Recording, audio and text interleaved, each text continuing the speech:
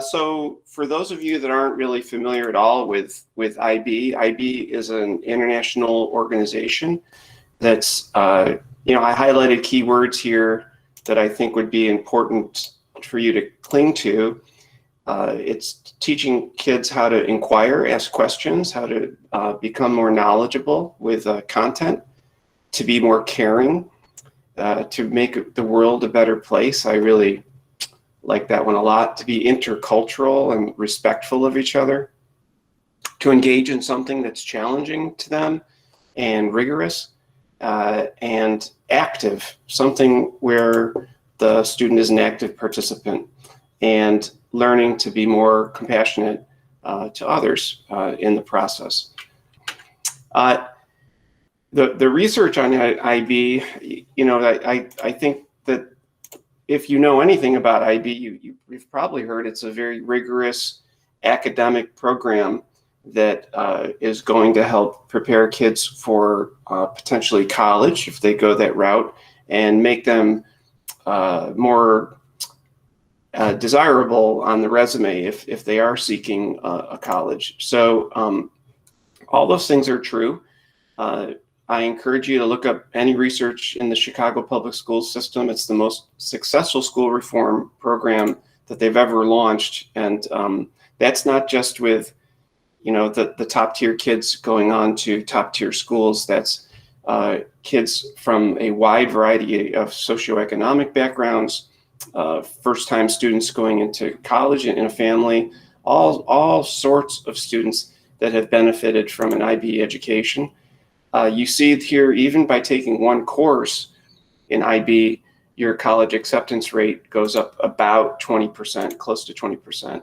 And if you hang in there for what you're going to learn is the full diploma, that full diploma program increases your ability to go to some of the Ivy League schools by more than 22%. So some pretty stunning statistics there. For Fallbrook, though, we want all kids to participate in IB. IB is for everybody, and if you heard that mission statement, its value system is our value system. We want kids to be caring, compassionate, knowledgeable, critical thinkers. These are all very, very great ideas for any school to cling to as a mission statement. So we want everybody to jump in and be a part of this. We do believe it, though, correlates strongly to college acceptance and career readiness, but we see it as more than just academic results. We're really trying to nurture your children and help them become lifelong learners is sort of the phrase we like to use, and all those other words wrap into that idea. So how do you get involved with IB? This is where it's like you got to rethink. You begin with the end in mind. So we're going to take a little bit of a look at the end and then talk about what you might do in ninth grade to start getting toward that end. So when you take IB, this is true of any school. IB are courses that are only offered in 11th and 12th grade. So you see there, I've blocked out a big space in 11th and 12th. The courses are mostly 2 years long. So if you take an IB English class, it's a class you'll take in 11th and 12th grade. Same with almost all the courses. We have just a few courses that are single year courses. The courses are offered in what are called standard level, which are unweighted courses that allow kids to come in with less rigorous expectations of them, but you still get the benefit of saying you're an IB certificate scholar, and you get to put it on your resume, and you get to put it on your college application. You were in IB. Or you can take HL, which are our weighted classes, and those are just a little bit more intense on the academics. And like I said, if you just take one class, you'll be a certificate scholar, and that's pretty awesome.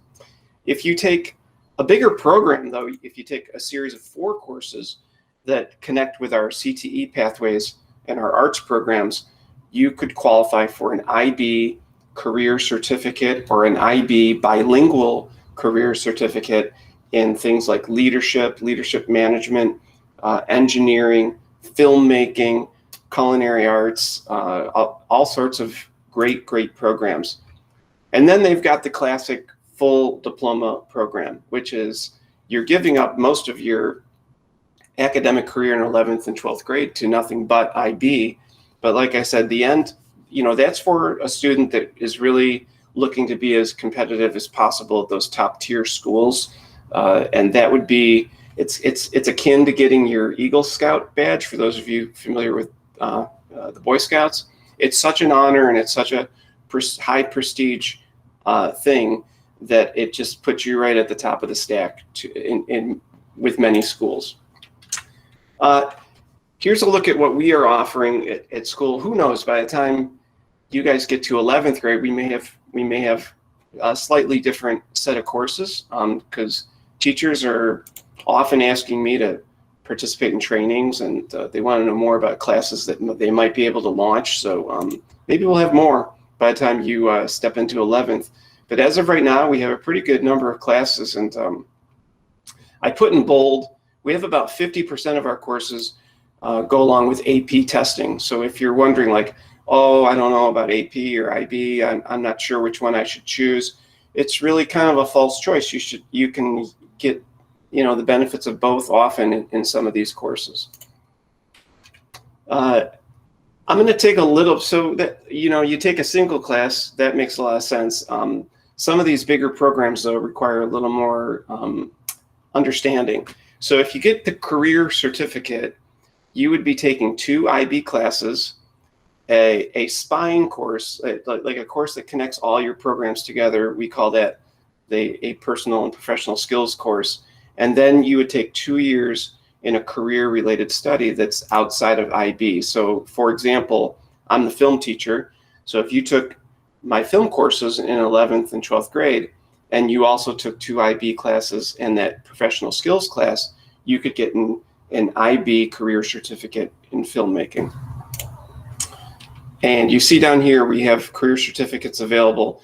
I really love this one in leadership management, because that puts value to 2 programs that, when you hear them, you don't often think leadership, but they're absolutely our Fallbrook's leadership training programs. One is called FFA, which we run through our agricultural program, and ROTC, which if you look up ROTC, it's a leadership preparedness program. So both of those you could jump into and end up with an IB career certificate in leadership. We have a couple ways to get an engineering certificate through our engineering program, and also through our trans tech program, which is kind of cool, because that's the only class I know where you can apply for space camp, because our trans tech guy, he works with Tesla and all these different organizations that look at the great technology that's coming up in transportation. And then you see mine, that filmmaking class, and then culinary arts. I thought it might help you then to see like, well, how does that fit into a program? So what you see here is something I hope your counselors tell you a lot, which is a 4-year map. And this is something you all should just kind of do. You can always change your mind, but it's nice to just lay out a 4-year map to look at, like, how do all the puzzle pieces go down on the board so that I win the game? So this is kind of how you win at the game. You're going to see my puzzle pieces are very, very similar in 9th and 10th grade. So you all should be taking 2 years of English. You should be trying to get your 2 world languages out of the way, your VAPA, a world history, your 2 sciences, 2 maths, and your PE credits. If you can get all that kind of knocked out in year 1 and year 2, you literally can do anything you want in 11th and 12th grade. You've got maximum choice in 11th and 12th grade. So in this case, by getting all the requirements out of the way, or a lot of them, in 9th and 10th, you open up the door to get this career pathway in leadership. And I'm also pointing this out because if you think you might be a leader, if you think, like my son, he just started at SDSU in business and sustainability. And he's not a, per se, military type of kid, but if he knew that this was the only way to get a leadership certificate because he is a student leader, he would have taken ROTC instead of PE, because that's how you get the certificate. Or you'd participate in ag with FFA. It's so being a little mindful of what you want helps you choose maybe some of these courses in 9th grade. This is a look at our leadership pathway through ag, and what I really like about this particular pathway, you might notice that you see those 2 PEs and you see those open blocks at the bottom.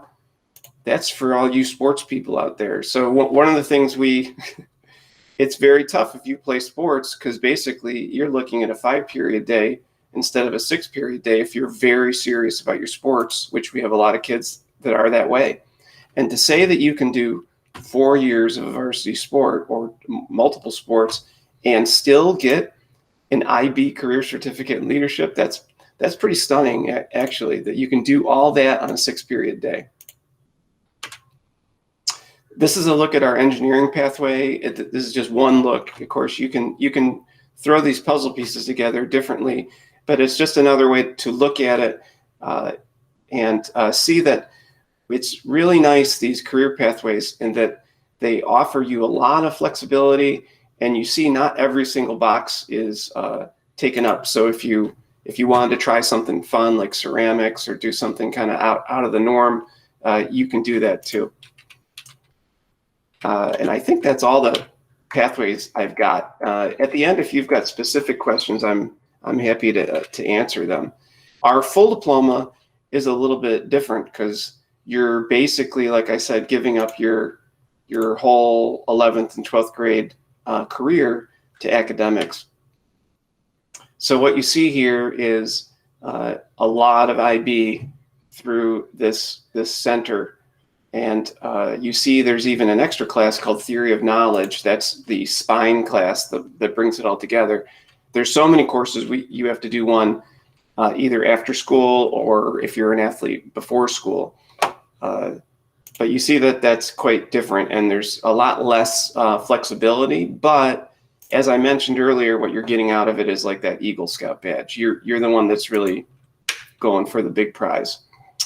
So in closing, before I open it up to questions, just to get you that maximum choice in 9th and 10th grade, you should be looking at something like this. And if you're if you're going for the bilingual career certificate or the bilingual diploma, you will probably note that you're going to take your 2 world languages, and instead of those science classes, you'll pick up those science classes that are taught in Spanish. So because a key to getting that dual immersion program is having 2 classes that are taught in Spanish. So IB works with our dual immersion pathway. So when you onboard into IB in 11th and 12th, what you would take, we have a 2-year science class called Environmental Systems and Societies that's taught in Spanish. And obviously you'd take more world language for 2 years. Okay, I think that does it for me.